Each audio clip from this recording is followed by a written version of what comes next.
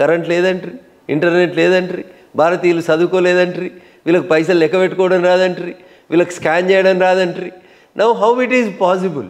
It is all possible because of the dynamic leadership of Narendra Modiji.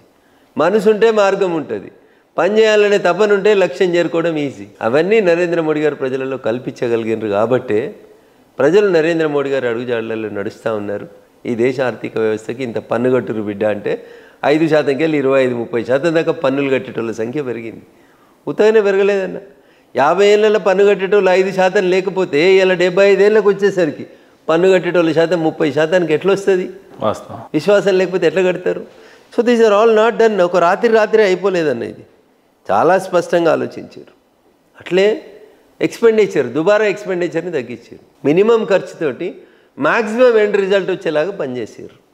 మంత్రులైనా, ముఖ్యమంత్రులైనా, Bharatiya Janata party నాయకులందరూ కూడా minimum ఖర్చు maximum result వైపు పనిచేసినారు. ప్రభుత్వం కూడా అట్లే పనిచేసింది. అందుకనే అట్లున్నారు తప్పితే ఆర్భాటాలు, అనవసరమైనటువంటి ఖర్చులు అన్నీ తగ్గించుకొని వచ్చిన ప్రతి రూపాయి ఈ దేశంలో జాతీయ రహదారులు వేయాలి, ఈ దేశంలో ఇన్ఫ్రాస్ట్రక్చర్ పెంచాలి,